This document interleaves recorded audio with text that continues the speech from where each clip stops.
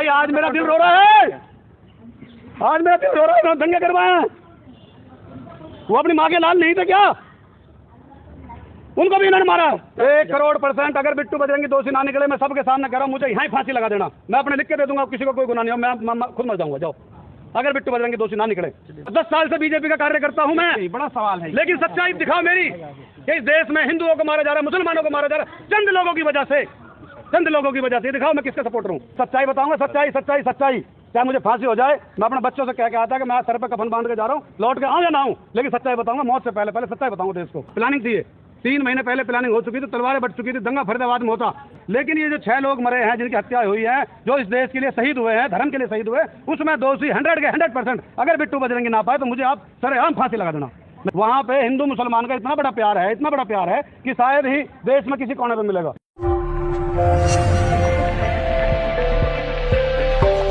देश की मीडिया जो बैठी होती है दिल्ली के अंदर, वो पूरी दुनिया को दिखाती है। दिल्ली के अंदर जो मीडिया होते हैं, जो हमारे फरीदाबाद के सोशल मीडिया होते हैं, वो कहीं 100 आदमी देखते हैं कि 200 आदमी देखते हैं। हम इसलिए दिल्ली आए हैं कि लोग बाग पूरी दुनिया देखे इसमें सच्चाई क्या थी। आप यही कहना चाहते कि प्रायोजित दंगा था, जो भी वहाँ पर मतलब दिक्कतें हुई, उसको कहीं ना कहीं आपने जो बजरंगी की बात की, उन्होंने इसको प्रायोजित किया था। हाँ, प्लानिंग थी। 3 महीने पहले प्लानिंग हो चुकी थी, तलवारें बट चुकी थी, दंगा फरीदाबाद में होता। मुझसे फेसबुक के जरिए से कि इसको, इस जिहादी को पेट्रोल डाल के आग लगा देंगे। हम डीसीपी कमिश्नर साहब और डीसीपी साहब के पास जब गए थे कंप्लेंट देने, तो इस दूसरे दिन इसके साथ ही कहता है कि हम इस जिहादी को, हमसे जिहादी बोलते हैं लोग, कि भाई जिहादी को हम पेट्रोल डाल के आग लगा देंगे। वो वीडियो, वो फोटो मेरे पास है। आपको धमकी दी गई थी? मेरे को जान से मारने, पेट्रोल डाल के आग लगा देंगे, ये बोला था मेरे को। मेरे पास वो प्रूफ है उसका। भाई साहब देखो, मैं हाथ जोड़ के कह रहा हूँ, अल्लाह के वास्ते, भगवान के वास्ते, कि इस बात को खोलो कि असली दोषी कौन है। ना हिंदू दोषी, ना मुसलमान दोषी, ना सिख दोषी, ना ईसाई दोषी है। दोषी कुछ जालिम छुपे हुए हैं, जो आज कौन सी न्यूज होती है बड़ी वाली, नेशनल मीडिया के सामने आ रहा है भगवा पैर के। कभी उसके जिंदगी में नहीं पैरा उसने, 6 महीने में तो नहाता है वो क्या मंदिर में पूजा करेगा। मैं मोनू मानेसर को नहीं जानता, मैं मोनू मानेसर के बारे में नहीं कहूँगा। एक अशोक बाबा है, मैं उसके बारे में जानता हूँ, वो सिर्फ पर्सनली, कि उसका एक अंदर से जो विचार है, वो कभी किसी को परेशान नहीं करता। उसने गोली चलाई है, वो क्यों चलाई है वो जाने, पुलिस जाने। मैं बाबा को जानता हूँ, जो अशोक बाबा है, फरीदाबाद का है, बल्लभगढ़ का वो लड़का, ठीक है भाई साहब। मैं उसके बारे में ये नहीं कहूँगा कि वो आतंकवादी है, वो फलाना और नहीं। उसने गोली चलाई, क्यों चलाई। लेकिन ये जो 6 लोग मरे हैं, जिनकी हत्या हुई है, जो इस देश के लिए शहीद हुए हैं, धर्म के लिए शहीद हुए, उसमें दोषी 100% अगर बिट्टू बजरंगी ना पाए तो मुझे आप सरेआम फांसी लगा देना। मैं चैलेंज के साथ कहता हूँ, इसकी तफ्तीश कराई जाए बस। क्योंकि मुझे पता है इस देश के अंदर, बिट्टू को पता है कि दंगा हुआ किस बात पे है।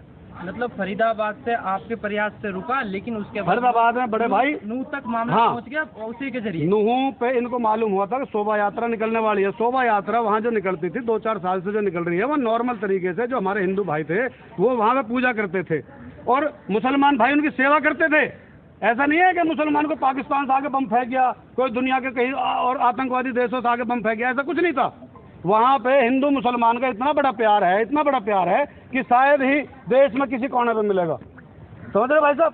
लेकिन वहाँ इन्होंने प्लानिंग बनाई थी कि फरीदाबाद में तो हमने कर दी प्लानिंग कैंसिल, 3-4 मुकदमे लगवा दिए इसके ऊपर। हमने क्यों लगवाए कि जगह जगह जहाँ हमने कोई इसकी कच्ची बातें पता लगती रही, हम वहाँ कंप्लेंट देते रहे। एक और बताऊँ मैं आपको, फरीदाबाद के अंदर सेक्टर 58 का थाना SHO साहब, मैं झूठ बोलूँगा, आप पूछ लेना उनसे, कि इसने एक दिन सेक्टर 56 में आसियाना नाम के फ्लैट है, आसियाना नाम के फ्लैट में एक सपोला नाम का लड़का जो गांजा और दारू बेचता है, जिसमें 21 मुकदमे लगे हुए हैं, बिट्टू का पार्टनर है वो।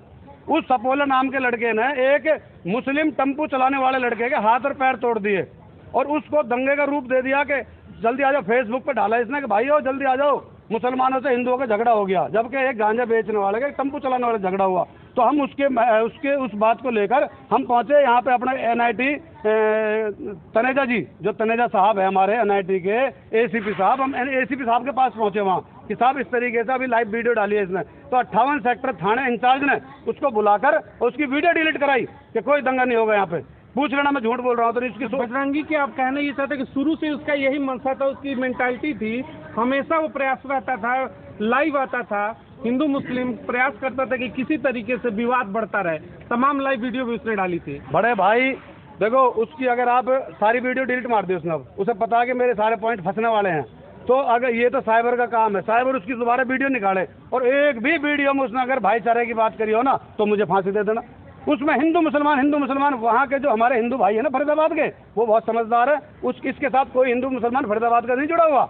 इसके साथ वो जुड़े हैं जो गांजा बेचते हैं, जो दारूबाज हैं, समझ रहे हो, जो नशेड़ी टाइप के हैं, उन लोगों को उकसा के, क्योंकि ये मेहनत बहुत दिनों चल रही थी, एक दिन की मेहनत नहीं है ये। तो शोभा यात्रा को जहाँ 1500 आदमी जाते थे, वहाँ 20,000 आदमी पहुँच गए।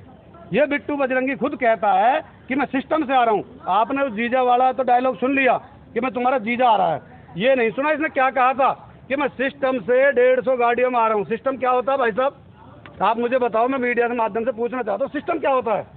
सिस्टम ये होता है कि मैं पूरे लैस होके आ रहा हूँ। ऐसे एक सवाल बनता है, आप बिट्टू बजरंगी पर तमाम जो आरोप लगा रहे हैं जी, और आपने कहा कि हम पूरी सिस्टम से आ रहे हैं, हाँ, और बार बार वो प्रयासरत रहता था, क्या आपको लग रहा है कि उसके पीछे कोई ना कोई और लोग होंगे जो इतने बड़े चीजों को प्रायोजित कर रहे हैं? क्या कि देखो भाई साहब, बिट्टू बजरंगी ही है जो अकेले कर रहा है? देखो भाई साहब, वो पुलिस जांच करेगी कि इसके पीछे कौन कौन था, लेकिन मैं अपनी आंखों से जो देखा भड़काते हुए, उसकी न्यूज पे आते हुए बिट्टू की पे, मैं झूठ नहीं कहूँ क्योंकि वो निकाली जाएगी उसकी वीडियो।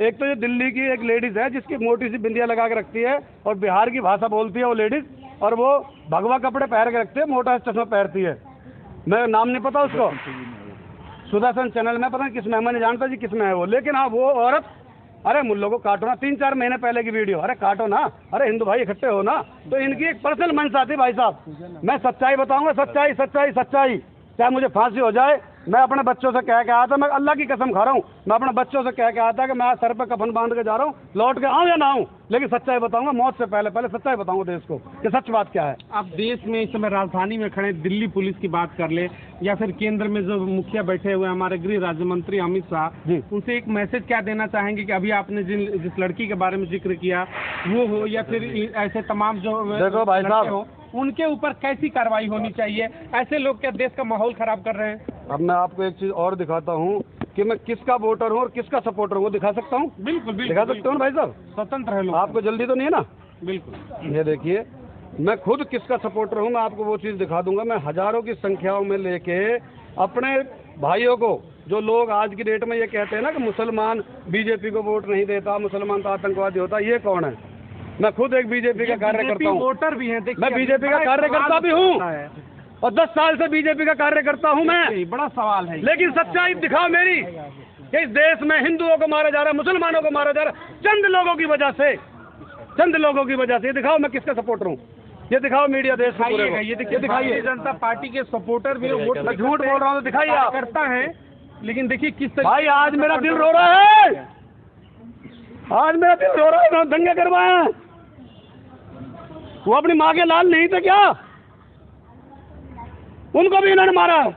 तो वहाँ के लोग ये भी तो कहते हैं इसमें राजनीति भी लोग करते हैं, बीजेपी करवाते हैं, कभी कहते हैं। भाई देखो, मैं बीजेपी का नाम नहीं लूंगा, कांग्रेस का नाम नहीं लूंगा, मैं बिट्टू बजरंगी का नाम लूंगा। इसको पकड़ के इसकी रिमांड हो, इसको पता लगा इसके भाई किस किसने दंगे कराए तेरे पीछे, कौन कौन है। मैं किसी का नाम नहीं लूंगा, किसी पार्टी को बदनाम नहीं करूंगा, मैं किसी पार्टी की तारीफ नहीं करूंगा, सच्चाई दिखाना चाहता हूँ मैं देश को। तो दंगों के लिए जिम्मेदार कौन है फिर? बिट्टू बजरंगी। सरकार जिम्मेदार नहीं है? भाई मैं सरकार को नहीं समझता, मैं न कांग्रेस न बीजेपी, मैं किसी की बुराई भलाई नहीं करता भाई। वो अकेले तो कर नहीं सकता, उसके पीछे कोई तंत्र तो होगा। भाई मैंने आपसे ये कहा है कि मैं बिट्टू बजरंगी की नस नस को जानता हूँ, अब वो बताएगा कि तेरे पीछे किस किस का हाथ रहा है। मैं कहने को वैसे धकेल दूं खामखा कि जी मैं बीजेपी गंदी है, कांग्रेस गंदी है, मेरे लिए कोई गंदी नहीं है, मैं खुद बीजेपी का कार्य करता हूँ। सर नू विवाद या जितनी भी घटनाएं घटी है, अगर बिट्टू बजरंगी को पकड़ा जाए, उस पर जांच बैठाया जाए तो सबके 1 करोड़% अगर बिट्टू बजरंगी दोषी ना निकले, मैं सबके सामने कह रहा हूँ, मुझे यहाँ ही फांसी लगा देना, मैं अपने लिख के दे दूंगा, किसी को कोई गुनाह नहीं हो, मैं खुद मर जाऊंगा। जाओ, अगर बिट्टू बजरंगी दोषी ना निकले। धन्यवाद। देश के मीडिया के सामने क्या दिखा रहे हैं, क्या कुछ पता है, किसी नहीं पता किसी को, सिर्फ मुझे पता और बिट्टू बजरंगी को पता है इस देश के बारे में कि क्या हुआ। और हमने 3 महीने पहले हाईलाइट कर दिया था फरीदाबाद पुलिस का। हम अब भी हाथ जोड़ के एक वो कर रहे हैं कि फरीदाबाद पुलिस ने फरीदाबाद दंगा होने से बचा लिया।